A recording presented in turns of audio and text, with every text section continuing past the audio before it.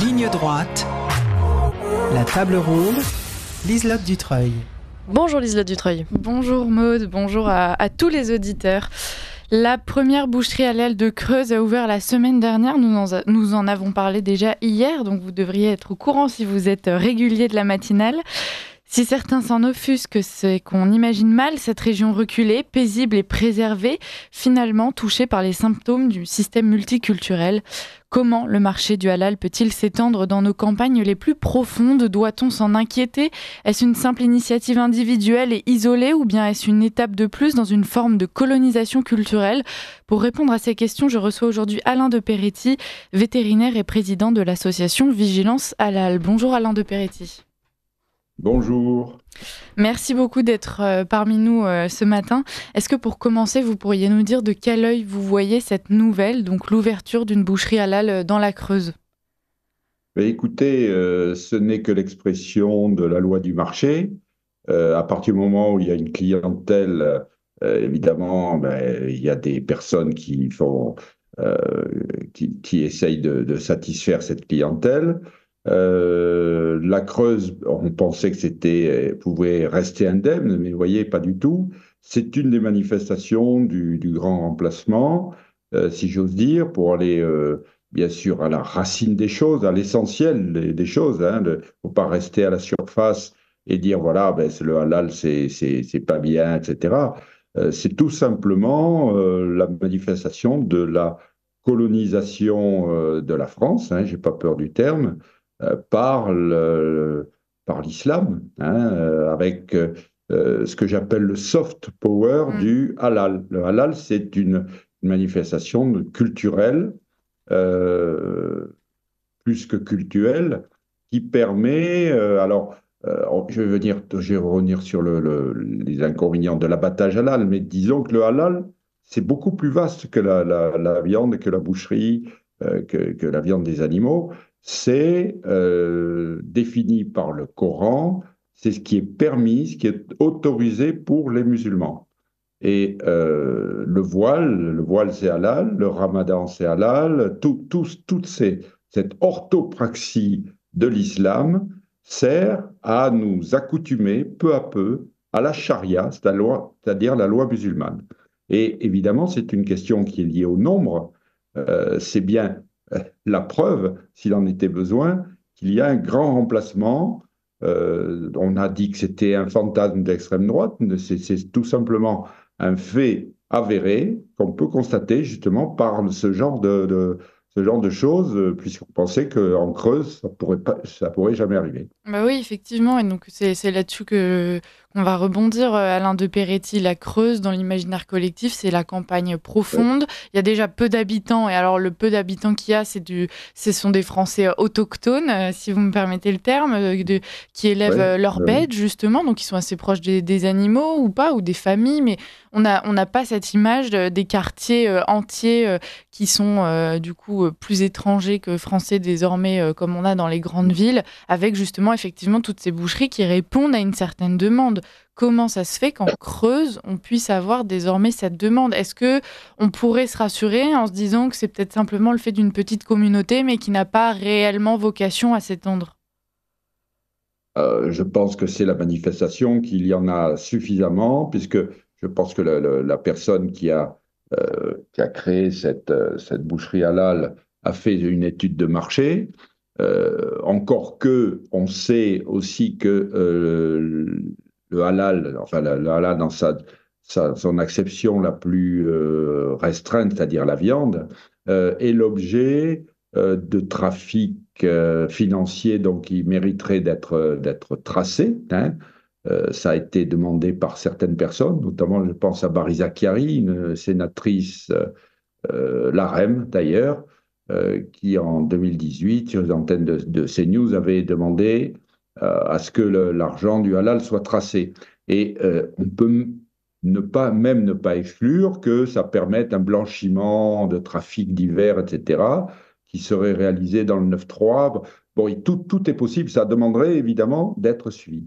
Mais de toute façon, le halal devrait être interdit dans notre pays, comme ça l'est dans d'autres pays, comme le Danemark, qui a été un des précurseurs, la Nouvelle-Zélande, la Flandre, et je crois depuis peu la Wallonie. Hein, il y aurait plus que Bruxelles qui accepte donc la viande halal, parce que cette viande halal contrevient à toutes sortes de choses. La souffrance animale, alors là, je reviens évidemment sur l'aspect restreint de la notion de halal, souffrance animale, entorse aux règles de la sanitaire, hein, puisque l'égorgement, parce que ce qu'on ne sait pas, c'est que après l'étourdissement, il faut saigner l'animal. Et que dans la méthode halal, on fait un égorgement large qui sectionne la trachée et l'œsophage, ce qui entraîne justement ces problèmes de sanitaire, puisque le contenu de l'estomac va se déverser sur la plaie et dans la zone d'abattage, donc avec une hygiène évidemment qui est fortement dégradée et des conséquences sanitaires pour le consommateur. Et troisième point, donc c'est les trois piliers, le troisième point, c'est justement ces trafics financiers. Voilà, qui sont quand même, et on devrait interdire le halal à telle enseigne que Vigilance Halal, que j'ai l'honneur de présider depuis sa création en 2012, vient de rédiger, on a terminé ce travail, on va envoyer à tous les députés de la nouvelle Assemblée un projet de loi visant à interdire l'abattage halal en France, pour toutes ces raisons. Et on va bien voir ce que ça va donner, il va peut-être y avoir un débat, mais on a mâché le travail justement pour les députés, puisque vous savez qu'ils sont souvent un peu feignants ou un peu timides, et voilà, donc c'est pour ça que vous m'aviez dit hier qu'il pouvait y avoir un député du Rassemblement national. Oui, qui n'a pas pu se libérer malheureusement. Voilà, mais de toute façon, tous les députés, que ce soit du LFI au RN, recevront ce projet de loi, hein, qui va partir sous quelques jours, pour qu'ils puissent commencer à travailler. Alors ça c'est l'aspect purement halal. Mais ce que je voudrais dire maintenant, c'est que le halal, comme toutes les règles de l'orthopraxie chariatique, de la charia, est un moyen de contrôle social des populations musulmanes, pour les empêcher de s'acculturer, pour les empêcher de s'intégrer, pour les empêcher, je vais dire un gros mot, de s'assimiler, bien entendu. Elle reste un peu, c'est une espèce de séparation volontaire, hein, de la part de la communauté musulmane par rapport à la nation. Et c'est en cela que le halal est quelque chose, la notion de halal est quelque chose de pervers, c'est que justement, on a cet apartheid volontaire qui est créé justement par ces règles chariatiques. Ouais. Oussa Boutmitar, c'est le président de l'association des musulmans de Guéret, et donc c'est aussi le fondateur de cette boucherie halal, le nouveau directeur de cette boucherie halal qui ouvre dans la Creuse. Au moment, il s'était exprimé en expliquant que donc il y avait eu la mort de ce professeur d'histoire qui avait été décapité. Il explique que en fait l'individu est un malade mental et que nous sommes faits pour vivre ensemble. Je le cite, et il dit cela ne va pas nous arrêter. Donc un monsieur qui a priori donne quand même l'apparence de quelqu'un qui veut se vivre ensemble et qui veut s'intégrer. Pour vous, Alain de Peretti, ce n'est pas possible. Alors, si vous voulez, c'est ce qu'on appelle un bel exemple de taqiyya, vous savez, la dissimulation. Parce que l'islam, par le biais de divers canaux, ne cache pas sa volonté de conquête, hein, donc il ne veut pas vivre ensemble. Et d'ailleurs, j'ai écrit un petit livre, L'islam dévoilé, qui démontre qu'il ne peut pas y avoir de vivre ensemble avec l'islam, en tout cas s'il reste l'islam. Hein. Il devrait faire un tel aggiornamento qu'il ne serait plus véritablement l'islam. Voilà, donc c'est un bel exemple de taqiyya, tout à fait pur, chimiquement pur. Hein. Vivre ensemble, on ne peut pas vivre ensemble avec les musulmans parce que on le voit bien, à toutes sortes de ce qui se passe, par exemple, dans des écoles ou dans des lycées ou autres, où les élèves obligent donc à manger halal les autres élèves, ou les élèves qui ne font pas le ramadan sont persécutés, hein, au moment du ramadan, etc. Comment voulez-vous vivre ensemble avec des gens euh, qui, qui veulent vous conquérir et qui le disent d'ailleurs, ils ne s'en cachent pas. Et il faut que ce soit nous, les benets, nous sommes en fait des benets qui examinons, excusez-moi, j'ai des mots peut-être un peu durs, mais qui ne connaissons rien à ce qu'est l'islam, à sa pratique, etc., et à son histoire constante depuis 1400 ans, la volonté de conquête, la volonté d'imposer sa loi, d'imposer sa marque, et quel meilleur moyen que la conquête et le remplacement de peuple qui est en train de se passer sous nos yeux, hein, par notamment la natalité et l'immigration massive, hein, puisque ces personnes-là quittent des pays musulmans où il ne fait pas vraiment bon vivre, c'est même pas le vivre ensemble, c'est le mal vivre, hein, donc dans ces pays-là, pour venir chez nous vivre ensemble en attendant de pouvoir nous imposer aussi leur mal vivre. Alors, en ce qui concerne, oui, je voulais dire un mot aussi en ce qui concerne l'aspect, ce que disait ce monsieur, je ne me souviens pas son nom, qui a créé cette boucherie. Oussa Boutmitar, qui parlait, Oui. qui donnait son avis à propos de Voilà, l'assassinat, de la disons décapitation de Samuel Paty. voilà, alors il disait que c'était un déséquilibré, que c'était un fou. Oui. Il y a, donc si vous lisez mon petit ouvrage euh, qui est paru édité par euh, La nouvelle zut, librairie, peut-être. la Nouvelle Librairie, Oui. voilà, merci. La Nouvelle Librairie. J'ai fait un chapitre sur justement l'aspect psychiatrisant de l'islam. Parce que l'islam met ses croyants dans des situations, un système de tension psychologique. Je donne un exemple. Par exemple, l'attitude vis-à-vis des femmes, de la femme, d'une manière générale, parce qu'en islam, la femme est définie comme un être impur qui est un objet de perdition. Et comme la nature, évidemment, ben, c'est normal que les hommes soient attirés par les femmes, ça crée une tension interne qui aboutit à des déséquilibres parce il y a quelque chose qui est insoluble. La psychologie de quelqu'un est soumise à une tension insoluble, il a tendance à devenir schizophrène et donc ça entraîne des conséquences. Alors je donne cet exemple, mais c'est la même chose pour tout, hein, que ce soit avec l'enfer qui est toujours présent si on n'obéit pas.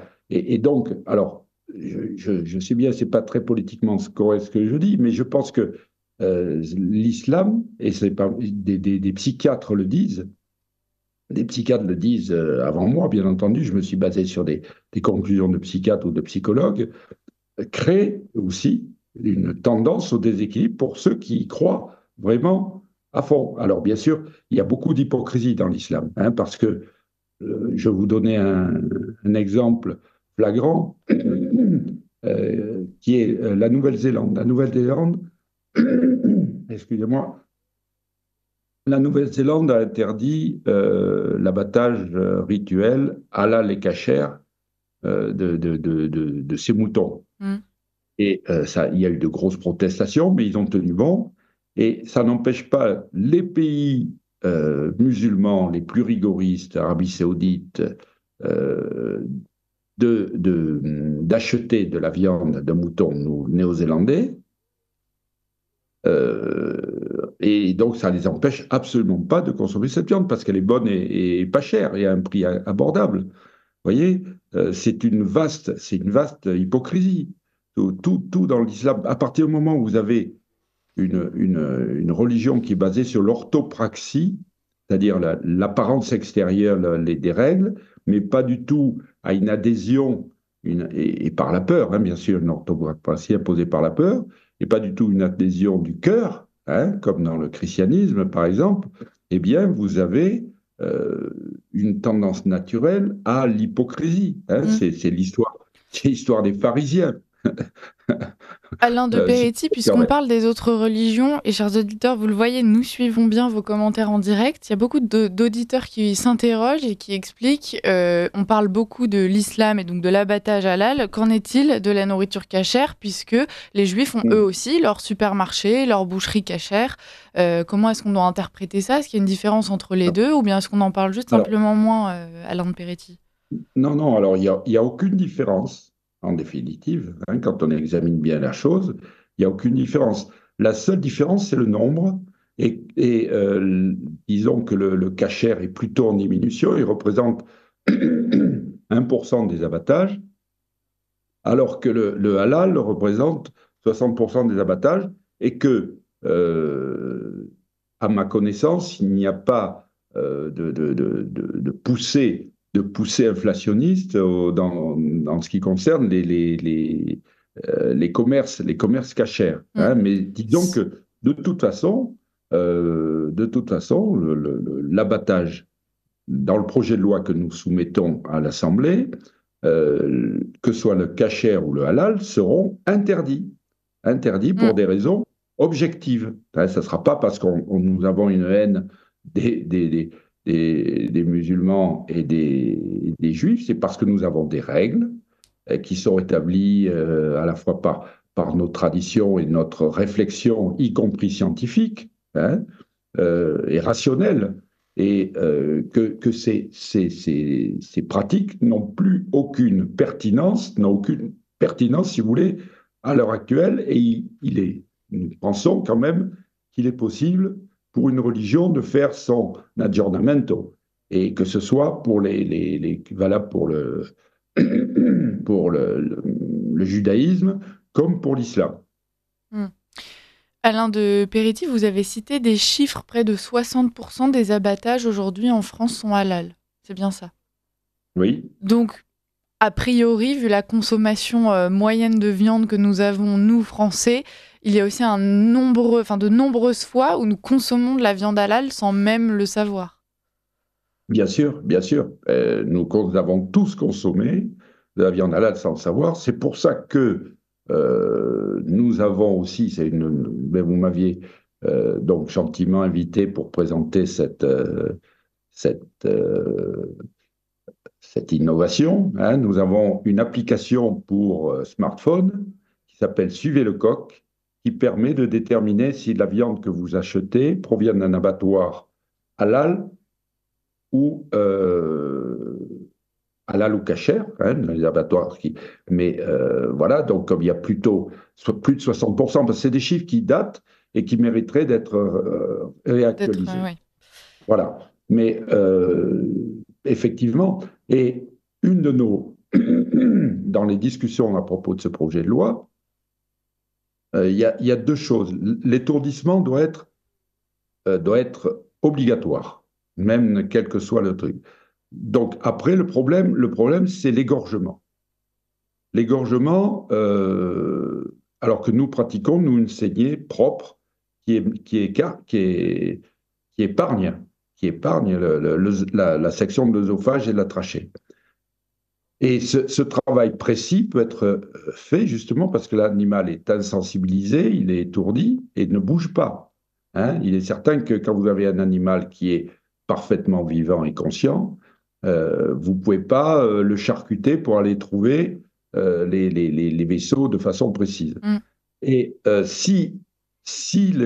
une discussion avec les autorités religieuses, ils voulaient conserver l'égorgement large qui est cause de pollution, il faudrait impérativement que la viande provenant d'un abattage rituel, halal ou kasher,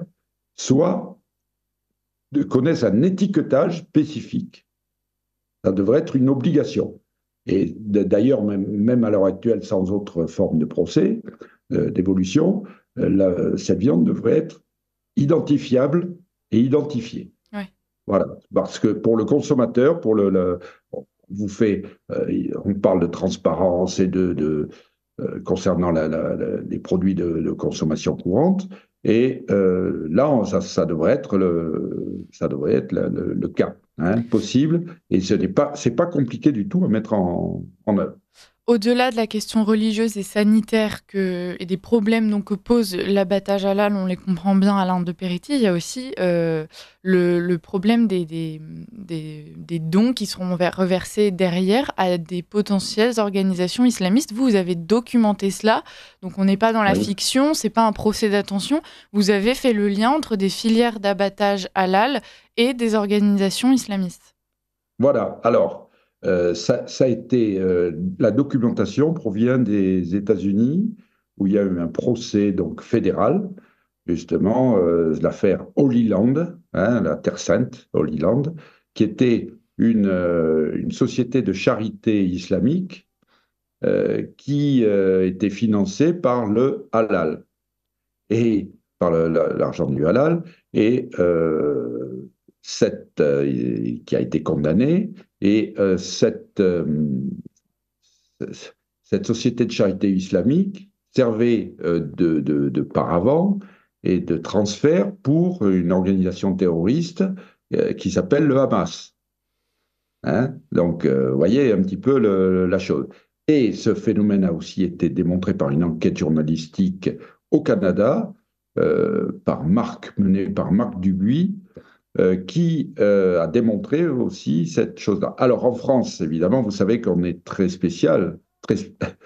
La France est vraiment un pays très spécial où tous ces mécanismes existent, et il suffirait de faire une enquête. Pour l'instant, personne ne l'a fait, et l'association que je préside n'a pas les moyens, si vous voulez, de financer cette enquête.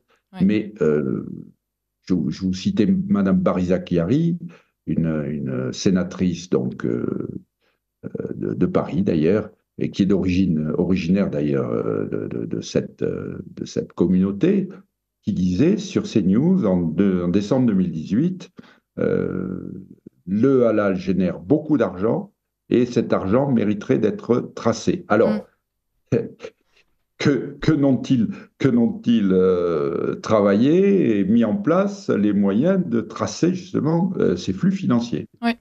En Belgique, les politiciens sont un peu moins complexés puisque justement, on a pu voir circuler récemment aussi une vidéo du bourgmestre de Bruxelles, donc.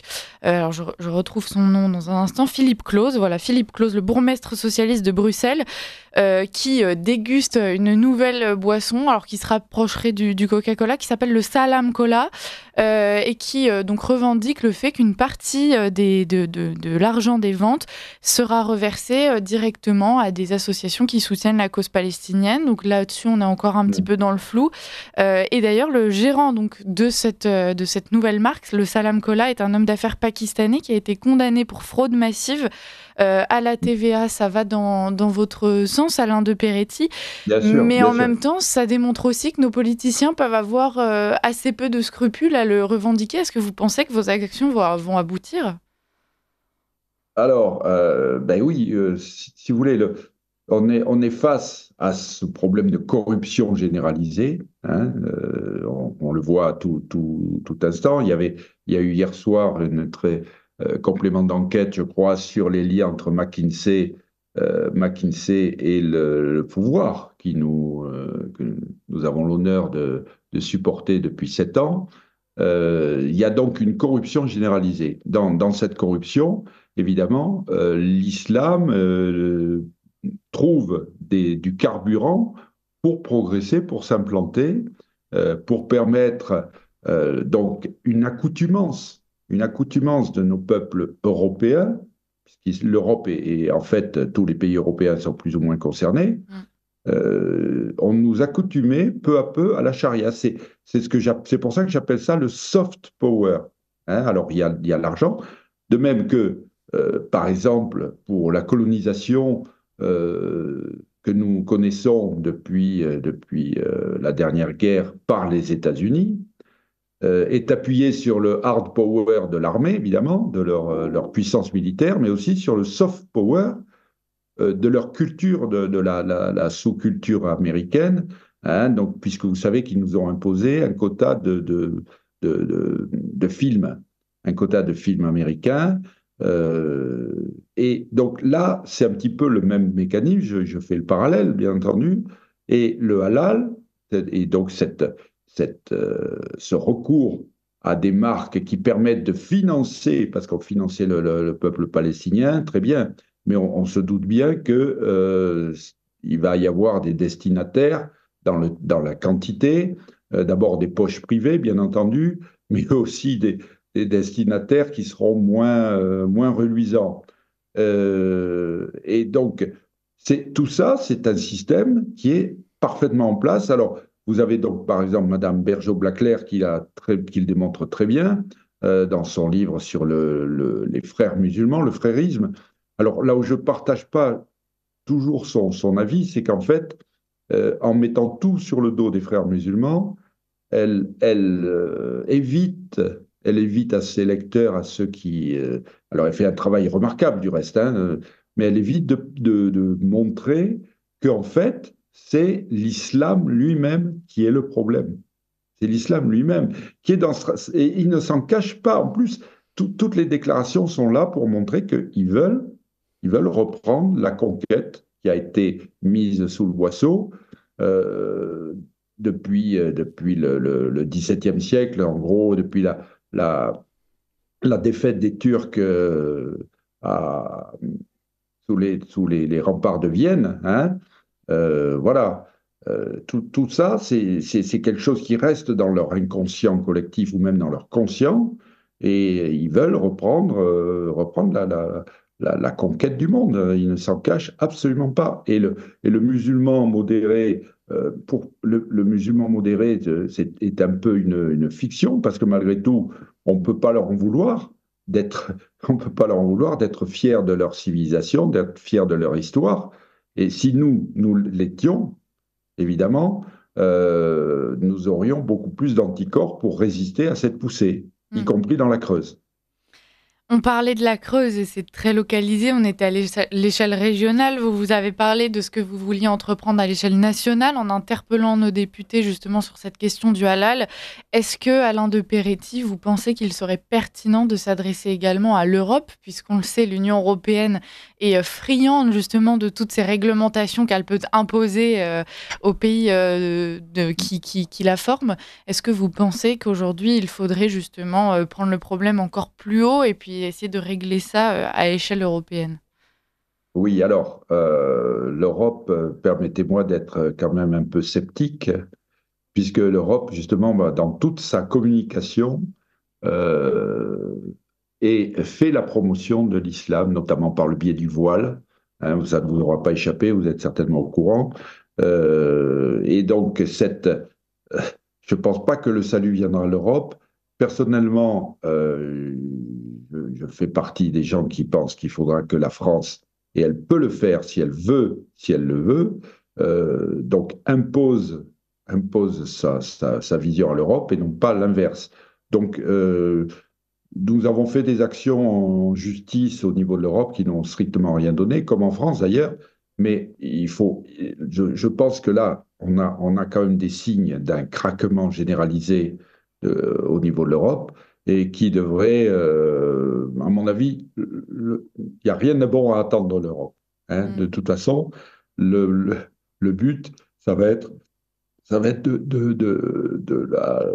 de mettre suffisamment de grains de sable dans cette machinerie pour qu'elle s'écroule d'elle-même. Et à mon avis, je suis assez optimiste, je pense que ça ne durera pas autant que les impôts. Hein. Mm. Je me permets simplement de rectifier quand vous dites qu'il n'y a rien à attendre de l'Europe, ce serait plutôt de l'Union européenne, Oui, j'imagine. oui, oui, oui, vous avez raison, vous avez tout à fait raison. C'est vrai que c'est une facilité verbale de dire l'Europe, alors qu'en fait, l'Europe, elle a une existence, Mm. l'Europe culturelle, l'Europe civilisationnelle, elle existe et grâce à Dieu. Ouais.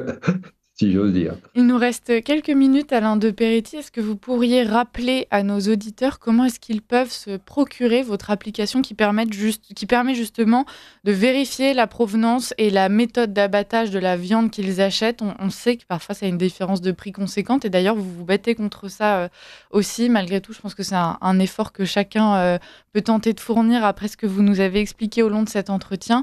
Donc rappelez donc le nom de cette application, comment se la procurer et puis éventuellement aussi comment aider votre association et s'engager avec vous si certains de nos auditeurs ont été touchés et appelés par votre projet. Oui, alors, cette application s'appelle Suivez le coq. Suivez le coq. Je peux vous montrer comment elle se présente. Un joli petit logo. Joli petit logo. Alors, les Ah, auditeurs qui nous alors, c'est suivent en pas tout. direct sur YouTube pourront voir donc ce logo, Suivez le coq, avec un coq très Le coq. vaillant. Un coq très vaillant, très souriant et plein d'espoir, plein d'espérance, hein, puisque c'est le mot, je pense, qui convient de prononcer à ce stade-là, parce que euh, tout peut sembler très Mm. difficile et très sombre, hein, voilà. Donc, Bon, suivez le coq, vous tapez sur votre smartphone application, que ce soit iOS ou euh, l'autre, oui, c'est voilà, c'est il y a Apple, deux systèmes, iPhone, mais ouais. c'est Apple, voilà, Apple et les smartphones Ouais. Samsung, enfin entre autres.